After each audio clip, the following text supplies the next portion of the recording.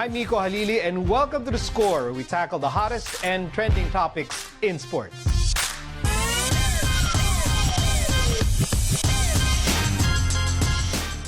Volleyball action resumes this weekend at the UAAP Season 81 Women's Volleyball Tournament.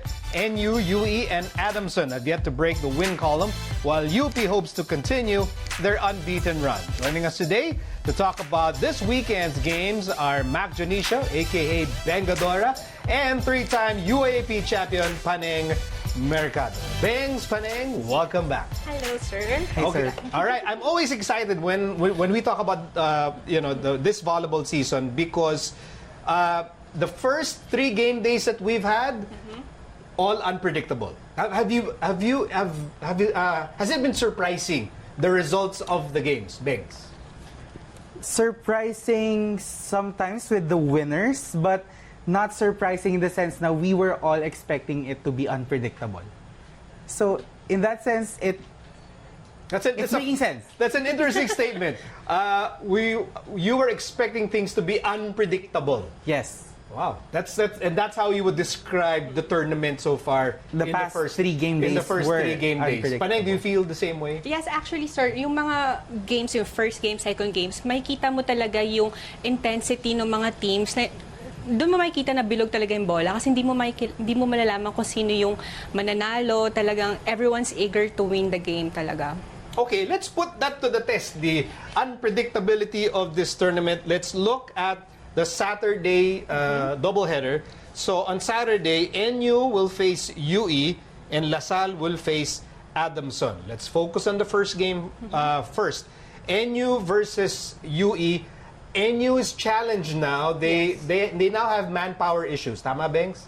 Even before the season started, they already had manpower issues. They cannot complete the 14-woman lineup. But now, their lone setter is out due to an injury. So, I'm not sure how they plan to go around that, especially because this is UE.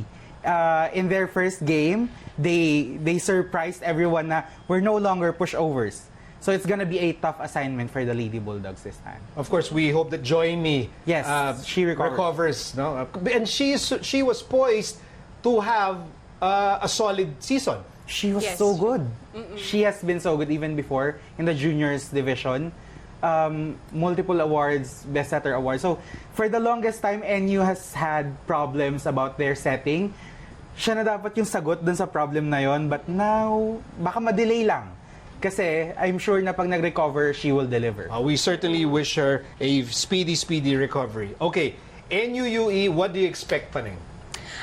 For me, mahihirapan ng NU to adjust, definitely. Kasi yung lone setter nga nila is out for the first few games dahil sa injury. And ngayon maghahanap sila ng setter din para ma-distribute yung plays nila, ma-execute yung mga pinapractice nila. And it will be tough for the NU squad na maka-adjust right away. Pero sana nga, since matagal naman yung, mahaba tong season na to, sana makabalik agad yung setter nila. And kung sino man yung mag-fill in sa position niya, maka-adjust sila and masolusyonan nila kaagad.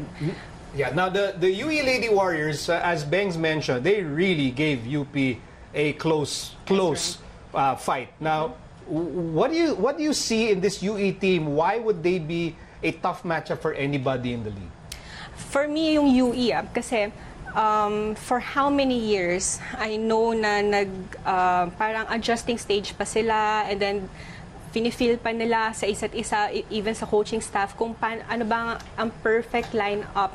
I mean, there's no perfect lineup, but ano yung mag-work na lineup na parang pangtapat sa ibang mga teams na makasabay sa mga level of play ng other teams, and kahit papano mapanalo nila at mapahirapan yung ibang teams as well. So sa lineup nila ngayon, makikita mo na yung aggressiveness ng each and every player na mapatunayan sa lahat ng tao kung ano yung pinagdaanan nilang hirap sa mga trainings na napapakita nila ngayon sa mga plays nila and sa mga outcomes ng games na kahit nanalo, alam mo, kahit natalo, makikita mo sa kanila na talagang pinaghihirapan nila yung bawat point. Okay, the second game, it's LaSalle versus Adamson, and LaSalle with that debut performance, does that look like a team to beat, Bengs?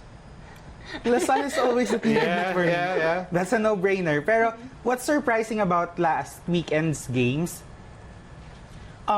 Adamson was a very good blocking team nung araw na yon against UST.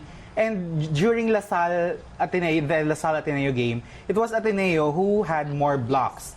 So, is this gonna be a different LaSalle team na hindi yung blocking nila yung forte Forte, nila? that's right. Or sa simula lang yon? So, it will be exciting kasi blocking versus blocking. So, it will be a fun game. Okay, moving to the Sunday games, UST versus UP. Ano ba to? Itong UST-UP, pang Final Four ba to? Is this like does this feel like a Final Four matchup, Paning?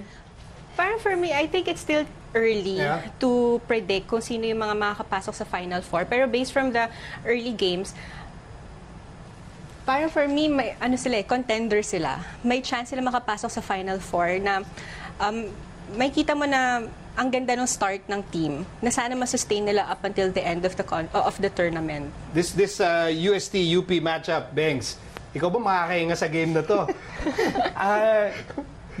Every UST-UP game in the recent past, it's always exciting. So this one should not be any different. UP has the upper hand, I would have to say. I was about to ask, sino yung may edge? UP has the upper hand because they have too many options in attacking. And nakita dun sa UST Ateneo game na weakness ng UST yung blocking. And with that, too many attacking options for UP, paano baka mahilo yung mga blockers ng UST, lalo na this time. Okay, Ateneo FEU rounds out the weekend games. So Ateneo, FEU, your expectations, Paning? I think it'll be a good match-up na Ateneo and FEU. Sana lang na for Ateneo side, kasi napapansin ko na they start slow. And then, ang bagal nilang mag-recover sa mga errors. I hope na magkaroon sila ng confidence and maging strong kagad yung start nila, tapos stronger yung finish. Ateneo FEU, your expectations, Bengs? If Ateneo starts with good reception, they're good.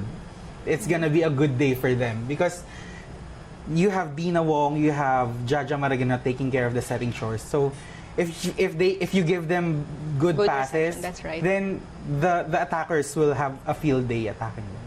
All right, that's our preview for the weekend games in the UAP. Now we'll take a short break. Later, we will ask Mac and Paning for their thoughts on the UE Lady Warriors all time, first six. So stay with us.